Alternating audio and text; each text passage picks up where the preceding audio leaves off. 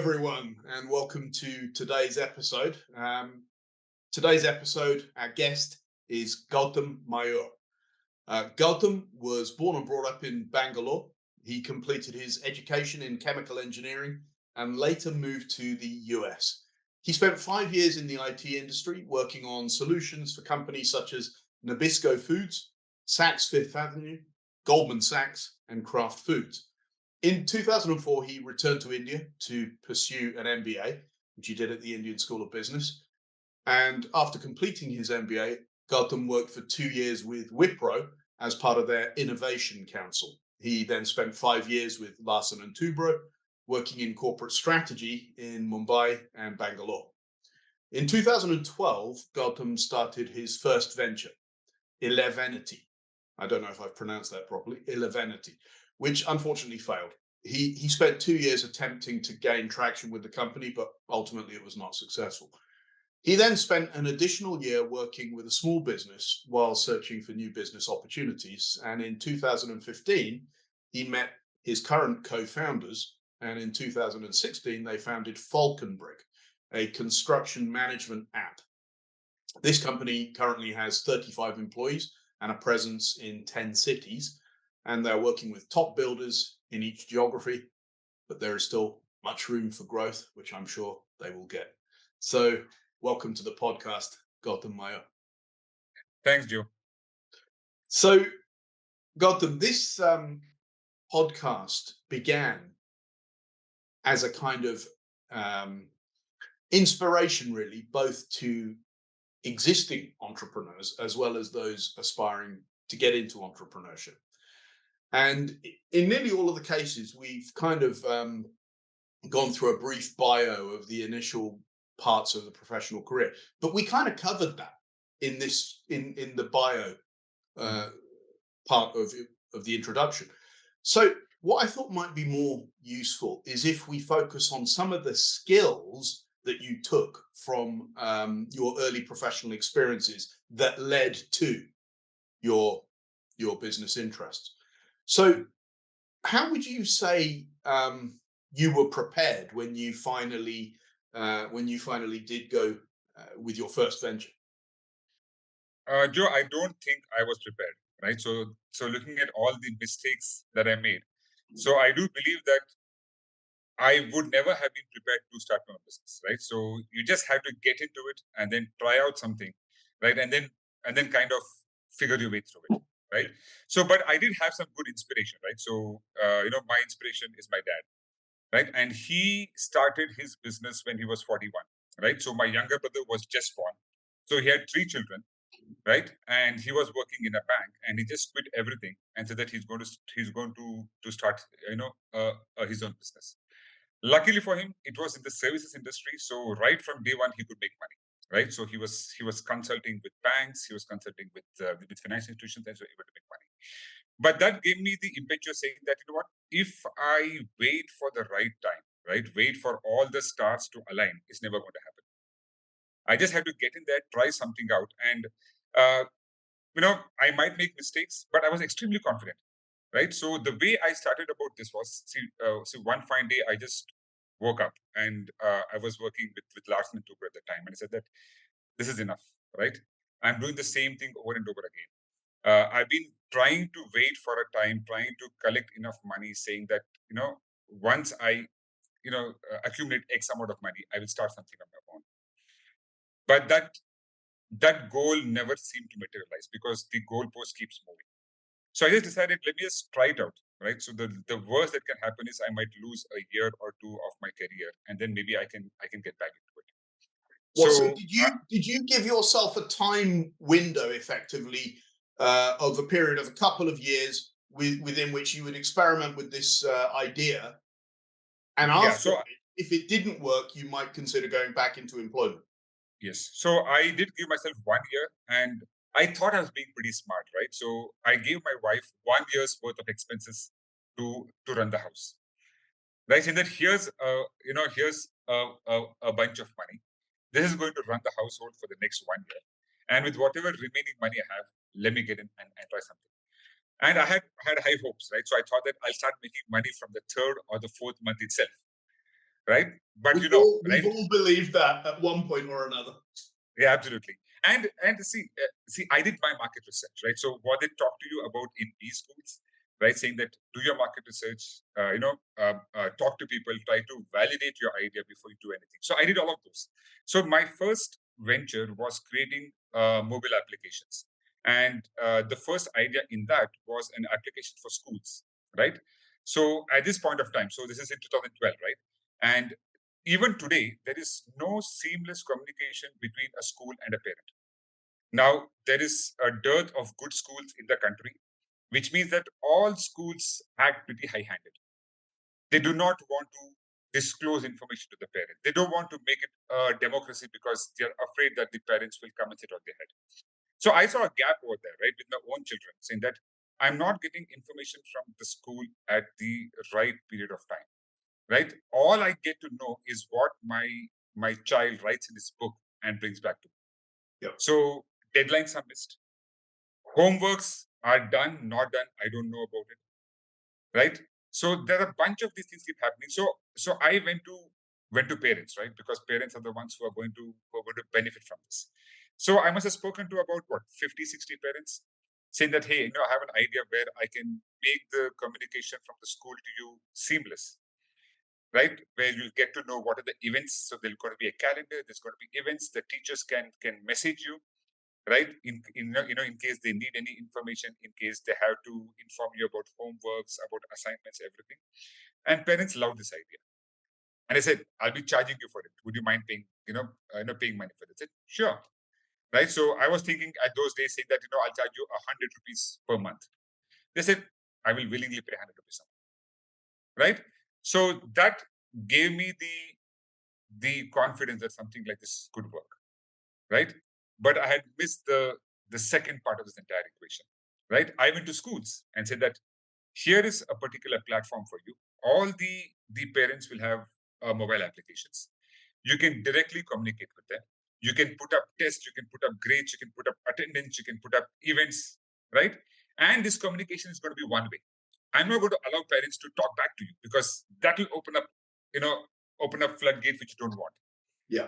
And schools also seemed to like that idea. And I said, don't worry about it, right?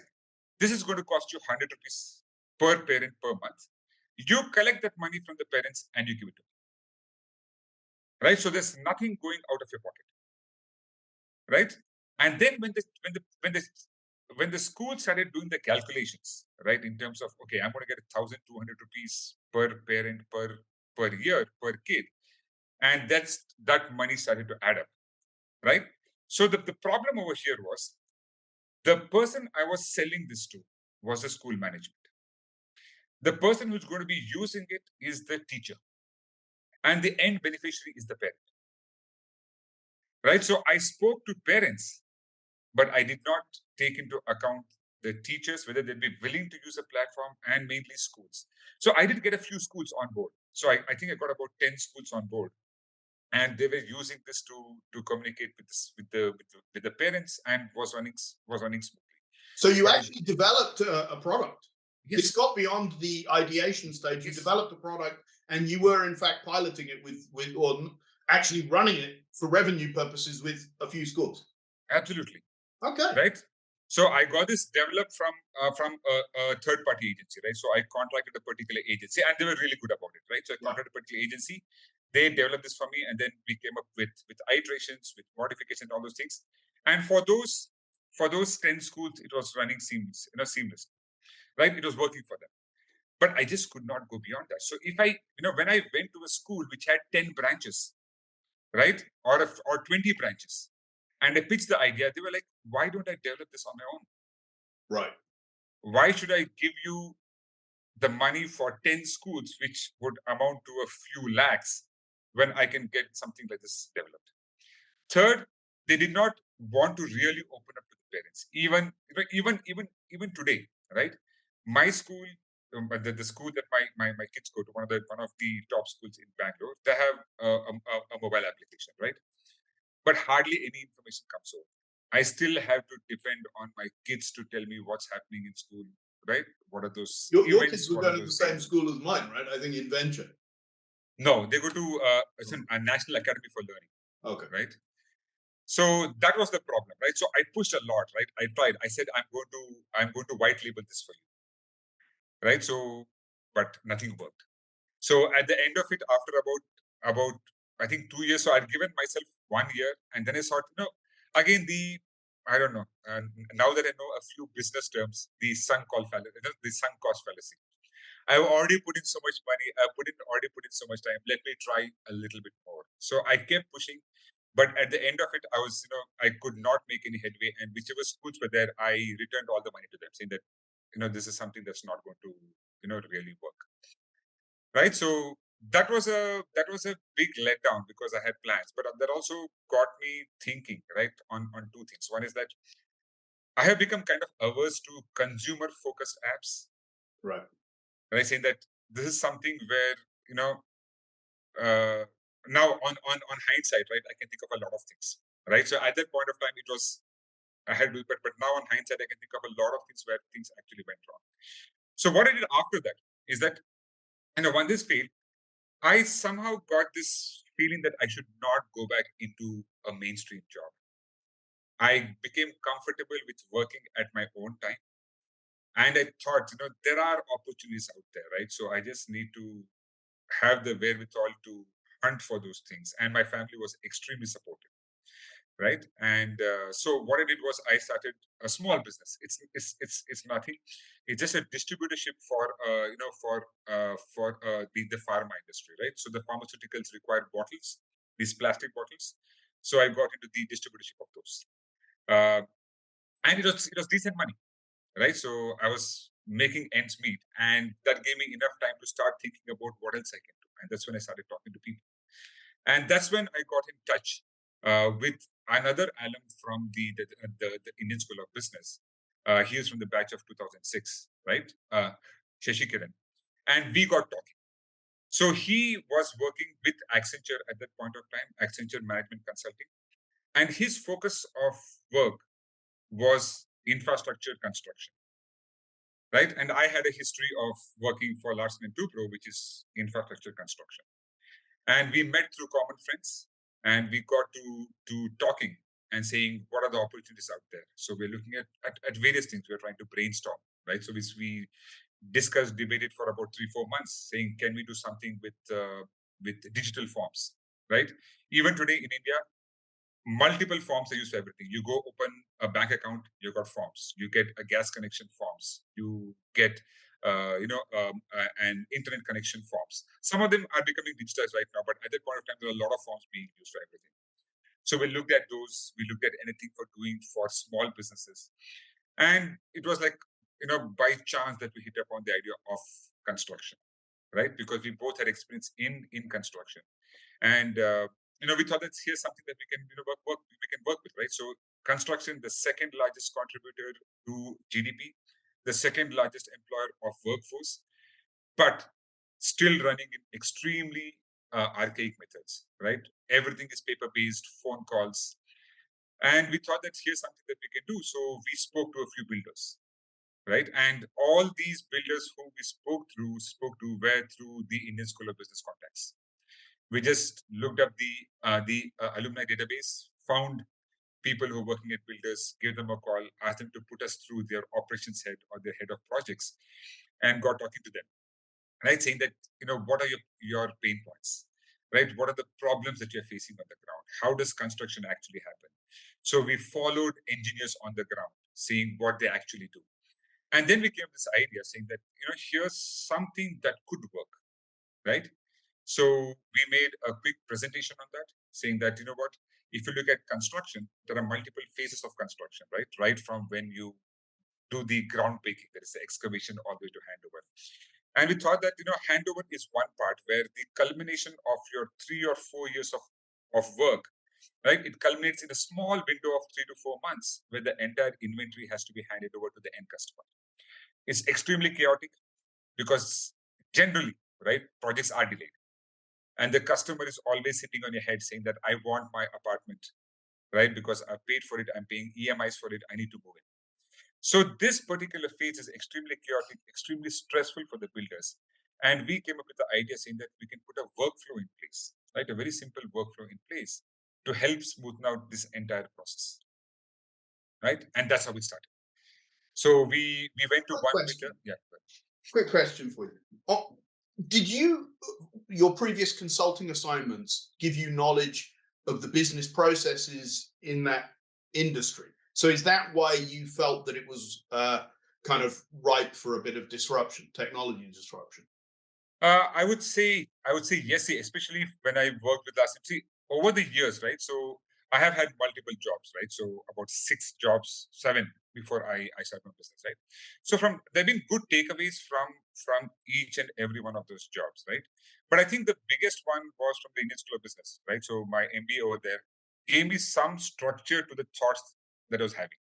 So even before that, I was always in middle management. So reach a certain level, understanding, implementing decisions made by management without really understanding the business problem that this particular decision was going to solve. So the MBA helped me with that, and my time with Wipro and L&T was extremely eye-opening for me, right? Because both of these are large companies work in completely different ways, right? So Wipro, tech, L&T, construction, right? Kind of like the bureaucratic way of working, where there are hierarchies, there are levels. But I would say that the one of the biggest takeaways I've had was from when I started a small business of being a distributor, right? It taught me humility. I was talking to customers who were placing orders for, let's say, 50,000 rupees, 1 lakh, right? And when you go meet them, it is not a transaction, right? It's a relation you're building with them. Yeah. Each time you meet them, you sit with them, you call each other sir, right? I have never called anybody sir in my entire life, right? Working in the US, working for Wipro, it was all on a first name basis. Working in L&T, there is a huge culture of calling sir, but I never call sir. I used to call them Mr. So and so, right? I was averse to calling people. So I say that I would only call somebody sir if I respect them for something, right? And here I am in a small business, right, talking to an Ayurvedic company who is selling his homegrown medicines using my bottles, and I'm sitting with him drinking tea or coffee and calling him sir for everything, right? That was where I learned a lot of things, right? Learned patience. Things don't happen the way you want it to happen, right? So I used to think that I'll just make a phone call every month, pick up the phone. I think it's time for you to reorder. So how many boxes can I book for you? It doesn't work that way. I had to talk to them, talk about the weather, talk about how things are, and then slowly, yeah, absolutely, right? So that's the way. So cold calling doesn't work in this industry, right? Just expecting transactions, saying that I'm going to pick up the phone, right? They're going to, I'm going to tell them and they'll place an order. I'm going to get this done. That doesn't work. Getting the material to them, I have committed dates. I'm not able to meet those dates because the supplier has not sent the shipment on time, right? The transport company is not willing to pick up the material late in the night, and I've already committed saying that this shipment is going to be delivered to you tomorrow. And then you try to understand, right? And that's when I that's a very interesting, because that's where I realized one thing which I use currently also, right? Is customers are patient. If you're able to talk to them and tell them, sorry, I messed up, but I'm going to rectify this for you. It may take 2 more days, but I'm going to ensure this. They are reasonable. They will listen to you. If after the deadline has passed, if they are supposed to deliver some material today, and I give them a call tomorrow and say, I'm sorry I didn't deliver the material yesterday, that's a problem. As long as you keep them informed, right, they are very reasonable. And that's what I do in this company also, right? So that's what I've told my people, right? So if you are committing a particular date to a customer, that date is sacrosanct, right? You don't, if you're going to miss that date, tell the customer 2 days before, 3 days before. Don't tell him on the day when this implementation is going to happen or 1 day later. And that has helped us a lot, because I have seen this working in this industry as well, where people say, we understand, no issues, here's an alternative date, 3 days from now, let's implement on that particular date. And it works beautifully. Yeah, I think that point is such a brilliant one, and it's one that uh, uh, one of my other guests also mentioned about the aspects of customer services, in the sense that the answer you're giving a customer may not always be the one they want to hear, but no news is definitely not good news. It's Correct. better to give them an answer, whatever is the actual reality, because they've got the chance then to deal with that and make whatever changes they need to make. But not telling them is a major issue until it's too late, and then there can be significant repercussions. So you may not always be giving the answer that everyone would want to hear, but so long as you are keeping them in the picture, and Yeah. there's a lot of industries where this is relevant as well. So I think that's a fantastic point. Yeah, so some of those are the things that I'm trying to inculcate in my team, right? So this is one of them. Second is again, this I learned in Larsen & Toubro, right? Attention to detail. There have been times when we are making presentations for the then chairman, A.M. Nayak, and A.M. Nayak used to be extremely fussy about the details on whatever presentations you're giving it. And me and my then boss used to work till about 2 o'clock, 3 o'clock in the night, and I'm like, I'm done, right? I think we have got 95% of the things in. It's time to call it a day. And my bosses tell me, let's spend that little extra time and ensure everything is right. Because you go to a presentation, you make one mistake, and that's the one mistake that everybody is going to hold on to. They won't look at the 99 things that you said right. They look at that one thing that you said wrong. And this is what I'm trying to tell the people, right? So attention to detail. If it takes you an extra 1 hour, 1 day, take that time. Do not make obvious mistakes, right? Because if you do such a great job and you mess up in one place, that one thing is what everybody is going to hold on to, right? So again, this was drilled into me at Last Night 2 Pro. And we used to spend hours preparing presentation just to ensure that we're not missed out anything, just to ensure that what we have spoken in slide number 4 matches what we're telling in slide number 8. And that's something that we use even today as well, right? So when we're making, making financial, plans, we're making decks for our investors, we take that extra time to ensure that there is a cohesive story being told and there is no gaps that is there is there anywhere, right? Yeah, And of course and of course the third thing, right? And this is something that I personally believe in, which I'm trying to inculcate my team, is that very simple. I do not want to hear about problems from the customer. I want you to tell me what those problems are before the customer tells me. Mistakes happen. I myself have made mistakes where I've wiped out a customer's entire data of about, I think, 1.5 2 days of entire data has been deleted by mistake, right? And I have taken the time and effort to bring that back. But mistakes happen. I do not want. I wanted you to come and tell me that there's a mistake, there's a problem over here before the customer actually tells me. So I'm prepared. It's nothing else. It's just so that I'm prepared, and when the customer tells me, I'm not like blinking my eyes and saying, "What is this all about?" I know what it is, so I can give him a proper response. yeah. So that background, I mean, your professional background, obviously you had worked in large organizations, then you did your own thing, and then you did the second thing, the distributorship. Was that distributorship basically you, or did you have a team around you It helping? is just me, Basically you, it was just a me. one man show, so that can be quite a lonely experience, and I guess that prepared you for the early days of building Falconbrick, where you, there's just a few of you basically doing everything. And I remember the early days, of course, because that's when we met up to Absolutely. discuss the video production and all that kind of stuff.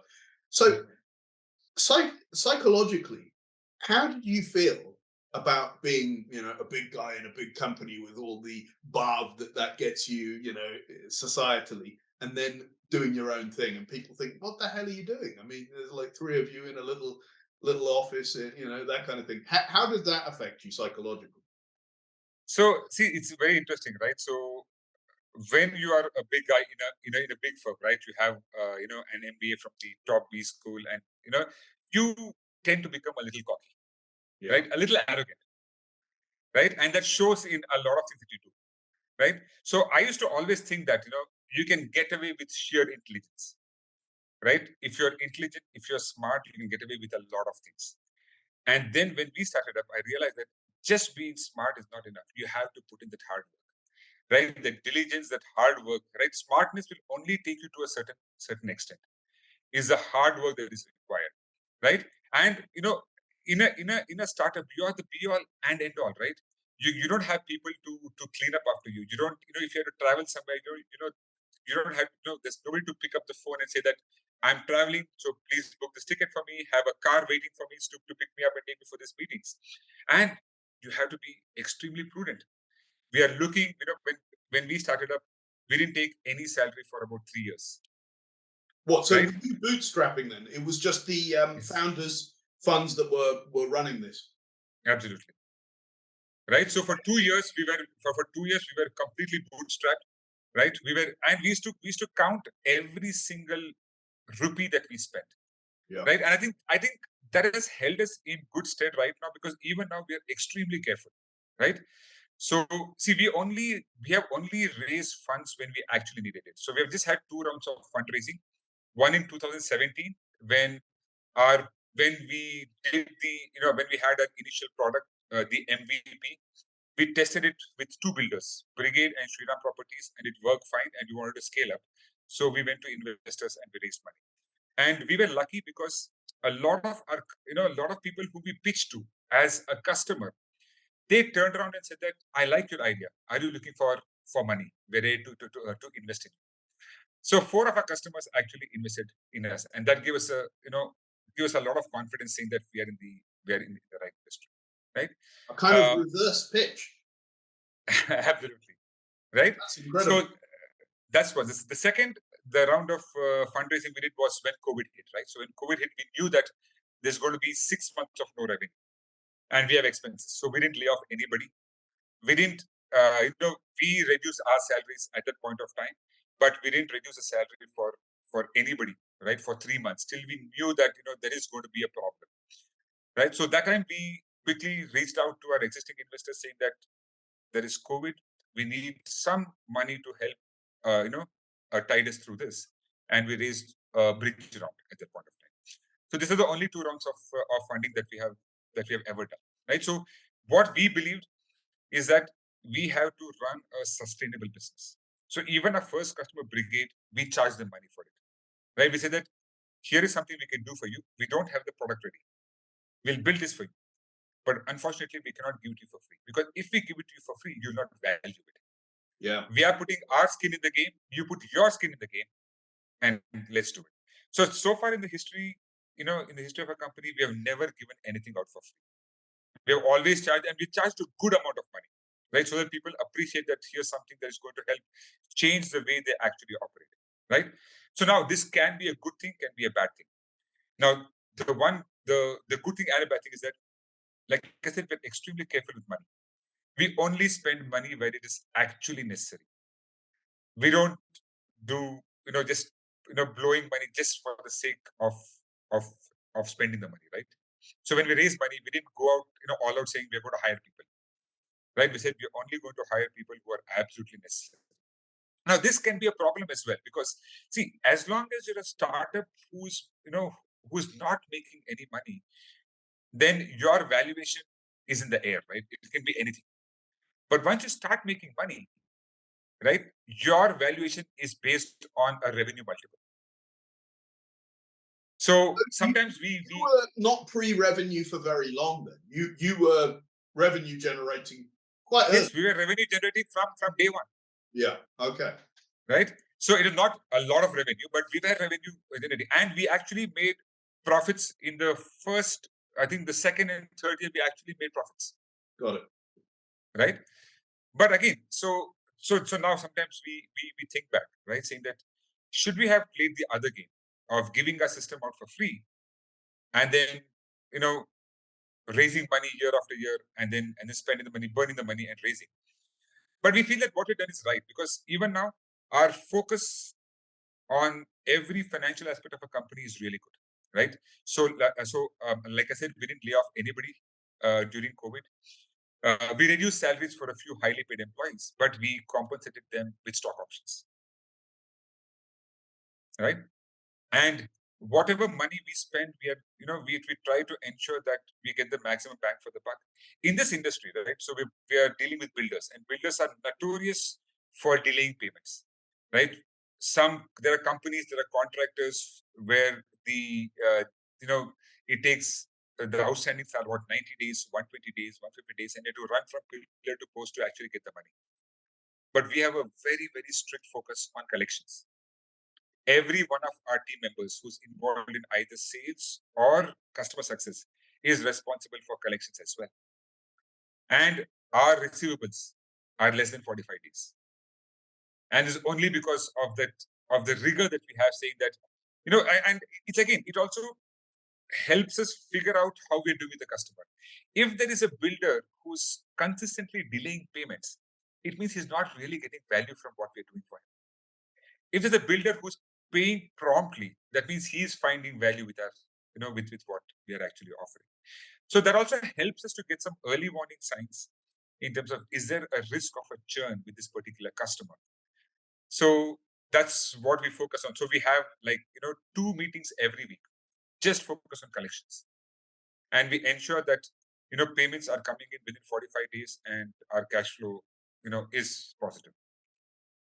So the thing is, with an industry like the one you've mentioned, construction, where you focus, and where a disruptive technology solution is placed, is there a change management piece that also needs to happen within the organization implementing the solution? Because there is naturally some inertia around the existing business processes and maybe the personnel using those tools. Absolutely, right? So we see this all the time, right? So if you look at the builder community, right, the construction companies, they've been used to working in a particular way for the past 4-5 decades. Yeah. The manual way, pen and paper, people have become very, let's say, used to working in this particular way. And when we bring in technology, the first thing that people think on the ground, people think is management has brought in this technology to spy on what I'm doing. Right? There are good engineers, there are bad engineers. Good engineers will always embrace technology, saying that it's going to help me to become more efficient.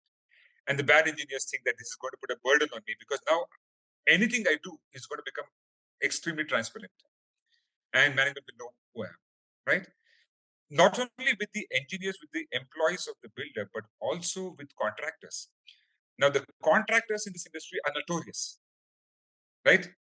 Forget about a system in place. They will just not respond to what happens at the site on a timely basis.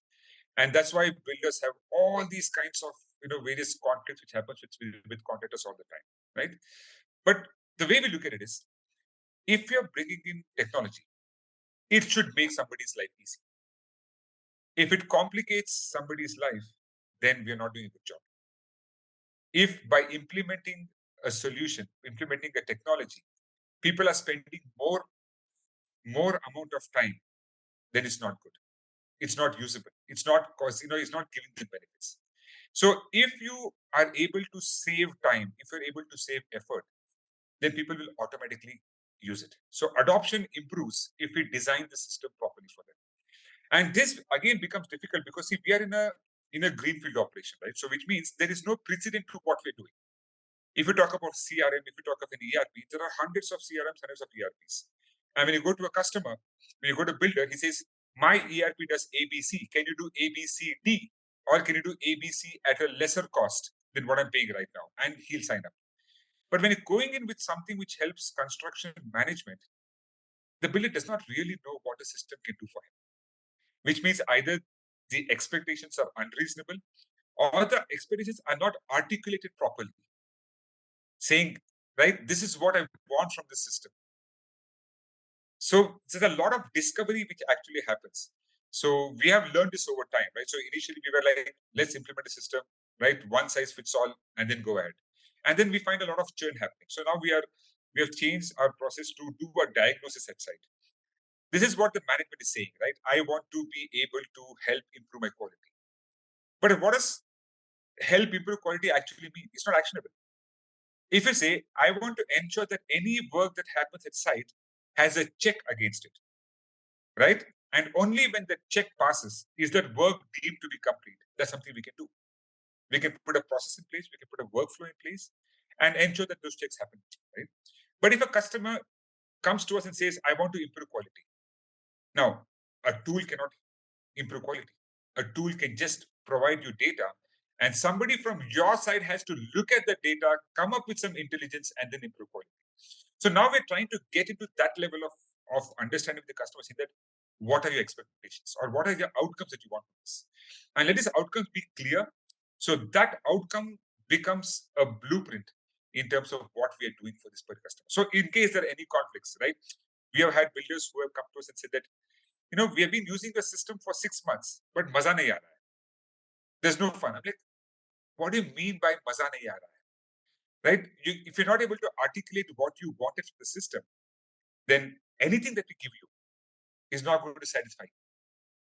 Just for So, our international viewers, what does that term mean? so maza nahi aa raha means I'm not finding anything.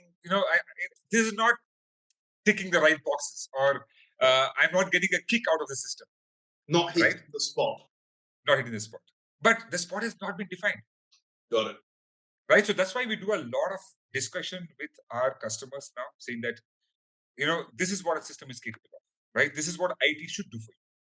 And IT should help your people reduce effort.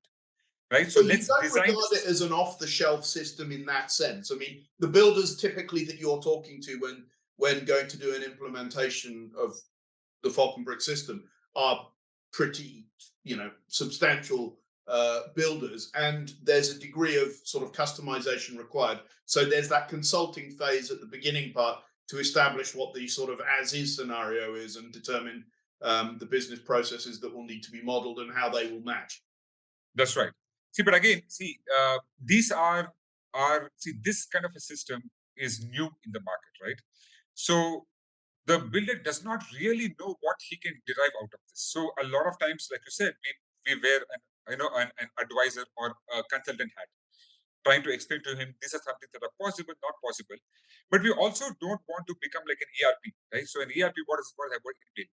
6 months of diagnosis, 6 months of design, 1 year of implementation, 1 more year. So an ERP implementation takes anywhere between 1.5 to 2.5 years. Yeah. We implement within 2 to 3 weeks.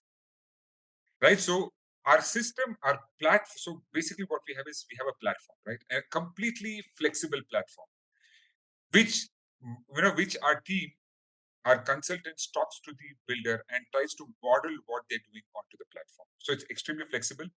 And we also keep it flexible for the future, because this is an industry where everything is not set in stone, right? So unfortunately, construction is still an art. It's not a science. Right? So construction is still an art. It's not science. Right? So there are so many issues that can happen at site, which can happen to things that can happen to a project which are not even related to what's happening at the site. There could be government clearances. There could be the lack of proper mobilization. There could be weather conditions, right? Or it could be like in Delhi, where they just come up with a ban on construction because the air quality index has gone already. So all those kind of things. So we had to come up with a system which is flexible, and we built a system which is flexible, right? So flexibility also comes with its own problems, which means you can design the system the way you want it to be.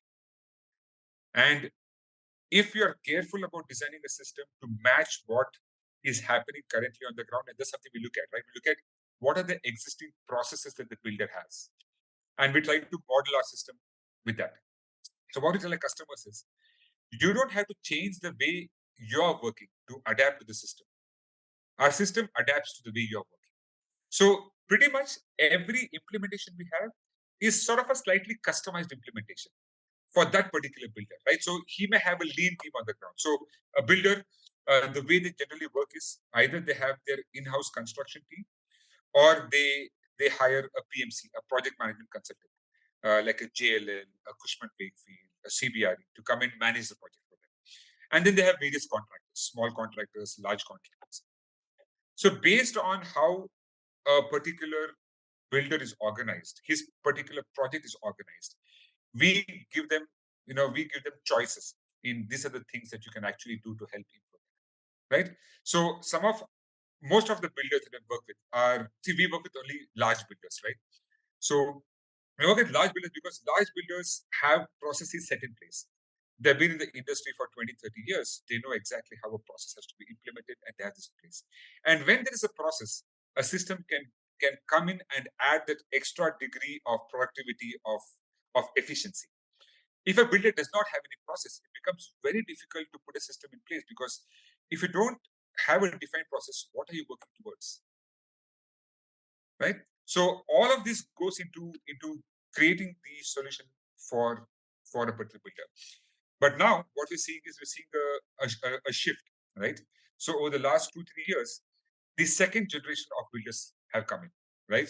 So the sons and daughters of the builders who have studied abroad, who have seen systems, and they are more technology friendly, and they are coming in and saying, "I want to change the way it's working because I don't want to be in a position where my efficiencies are really low. I want to know exactly what's happening. I want to have a really strong quality process in place so that when I deliver this particular inventory, the project to my end customer, they are extremely satisfied." So we're seeing a shift happening in the industry. People are becoming more aware of technology. People want to implement technology for the sake of improving, the efficiency on the ground. Incredible. So obviously you got good traction with this, and you solicited. Well, they solicited you for funding and growth. How did you go about the scaling operation? What were the main areas where you needed additional resources? Okay. So in terms of scaling, there are two main things, right? So one is the product, right? So the number of transactions increasing on a day-to-day basis, our product has to be extremely robust. So a lot of scaling went into the product. We have experimented with multiple technologies. And see, this is an industry where internet connectivity is not a given, right? These are construction sites. So in construction sites, you're working underground, you're working on the 15th story where you don't have proper internet signals. So coming up with a method to work in an offline mode and being able to handle the volume of transactions that's happening on the ground. So a lot of effort, time, money, and people have gone into that. The second would be on the actual on-ground operations, because we realized early on that even though we are a SaaS product, we are not low touch. So SaaS products have, there's low touch, which means like a WhatsApp, right? So you never have to reach out to the WhatsApp customer support for anything that you have. And there are high touch, high touch products. So we are not a low touch product, which means a lot of time and effort has to go in trying to convert the people into our way of thinking, right? So to drive adoption on the ground. So we had to get people on the ground. We have to get feet on the street. So all of our customer success people spend 50% of their time in the office and 50% of time on the field. Mm-hmm. Talking to people on the ground, talking to an engineer, is everything running fine for you? What's happening? Are you able to do the work you're supposed to do? Are you finding any roadblocks? Right? Talking to the management, talking to the project manager, driving that, right? And a lot of effort goes in initially, because once you get a customer who's stable, then automatically that customer is in our fold, right? So for example, there have been customers who have experimented with us for one project, and we charge on a per project basis, right? Per project, per month. So the more projects they give us, it's good for us, right? More money for us. And the amount of time it's gone into stabilizing one particular project.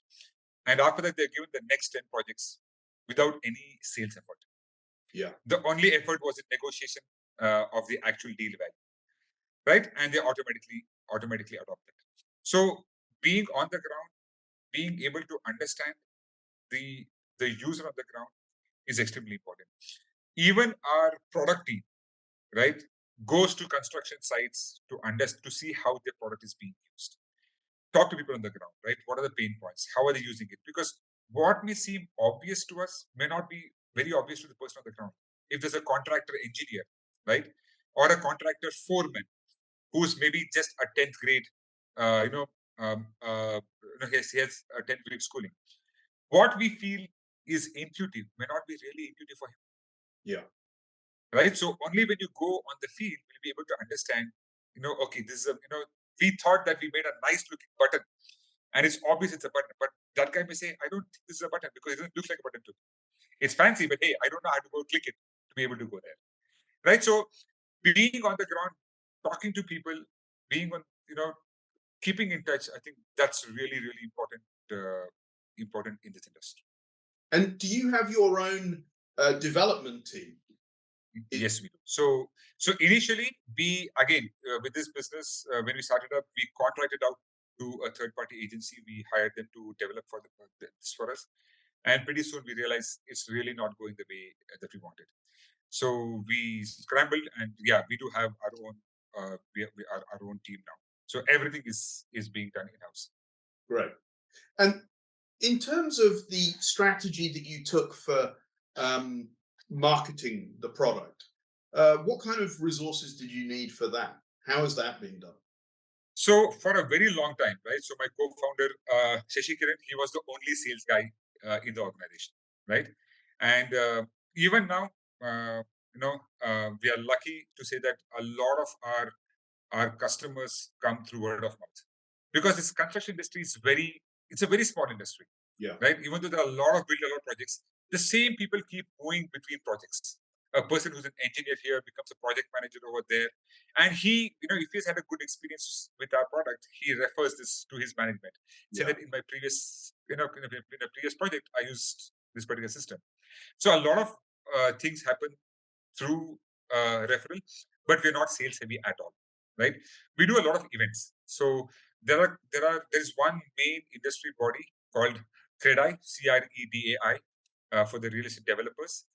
So we do a lot of events with them, and that helps us get the visibility. In terms of digital marketing, there's very little we can do over here, right? Because builders are not on Facebook and LinkedIn, Yeah. right? You'll not find them there. So any ad spend that you have on Google, and people are not looking for project management solutions, on the web. So a lot of relation based, referral based selling is what works over here. So events give us leads, and then we go through those, right? And we talk to them, we meet with them, and sell. The best so far has been referrals, hands down, right? Yeah.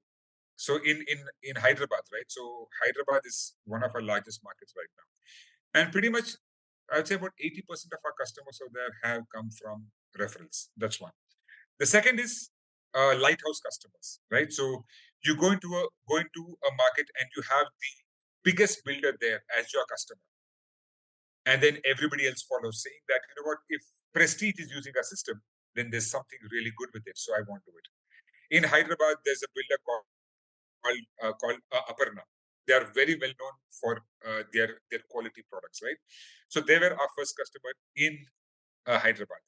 But because of them, we have got pretty much every customer saying, "Oh, you're working with Aparna, then you must be really good. So we want to work with you as well."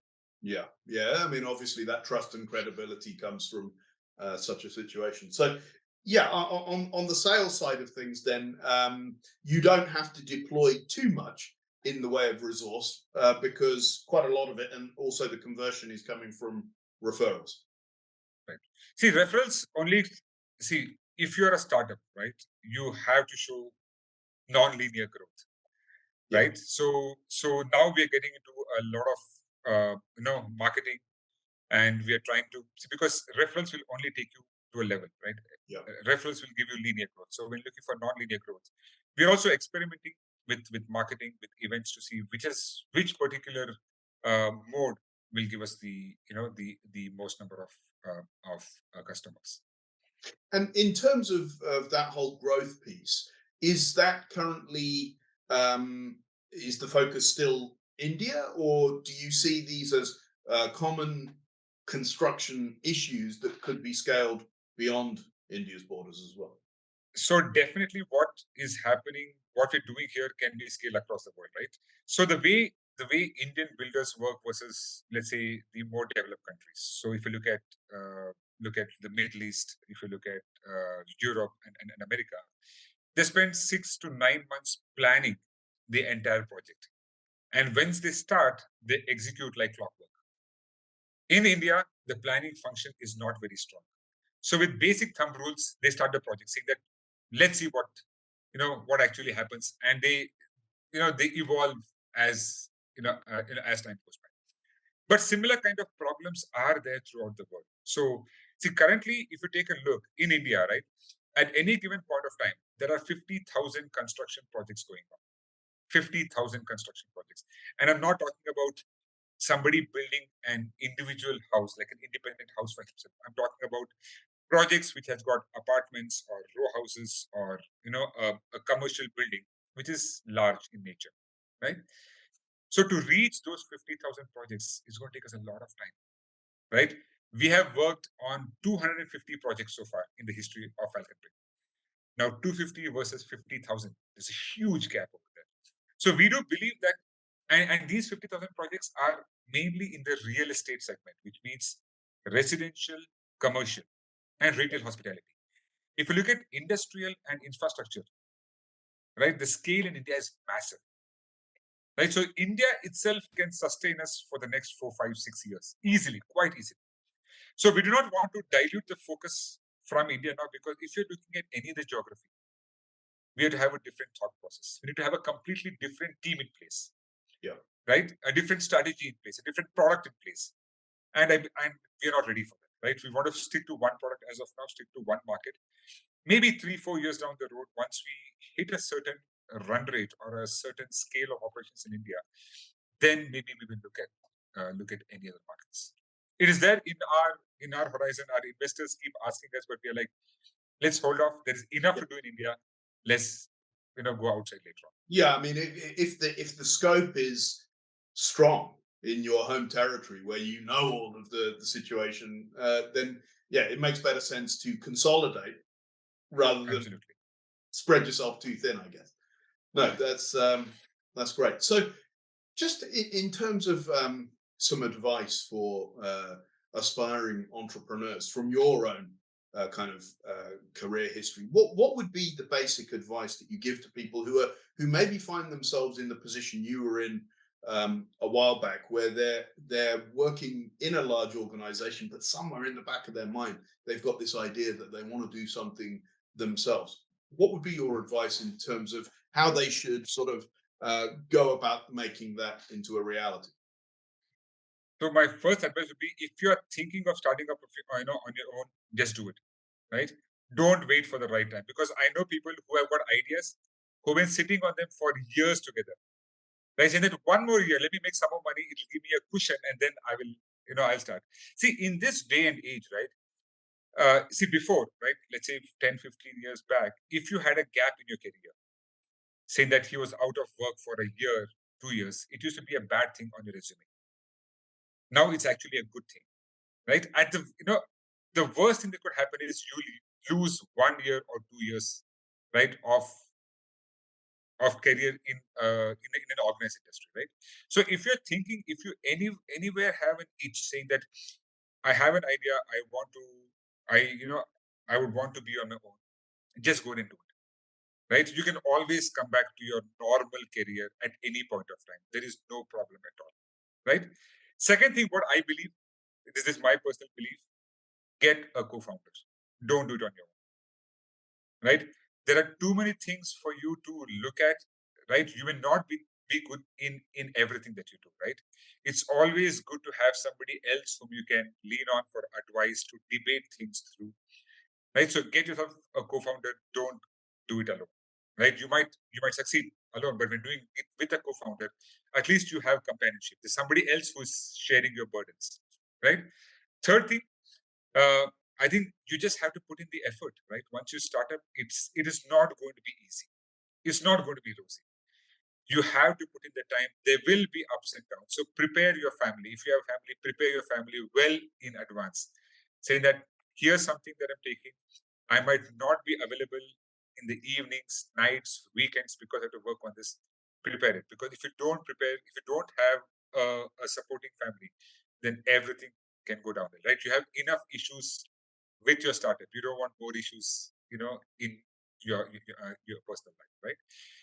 So you can go on and on about the kind of the things, but I think these three things would be top of mind for Yeah, and I think that's really amazing advice, and gels with my own experience. Obviously, we went to business school, and there was a certain amount of stuff that you can learn from books, but there's some stuff that just you can't do until you've actually done something and seen what comes me. back. Absolutely. And Mhm. and I think that means that there is a level of uncertainty that you'll always face, but that's part of business, isn't it? So brilliant advice. Thank you very much, Gautam. I mean, it's a great success story, and of course, you had some little obstacles along the way, but there were learnings at every stage, and I think that's important as well.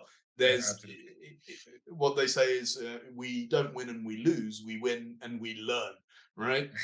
So yeah, there's a fair amount of learning along the way, and now it looks like you're winning. So best of luck and best wishes for Falconbrick. Thank you so much, Gautam, and best wishes for the future. Thanks for coming to Thanks, the Joe. podcast. Thanks. Yeah, and great to be on your podcast. Hope this actually helped people, right? It And absolutely. what you're doing is fantastic. Thank you.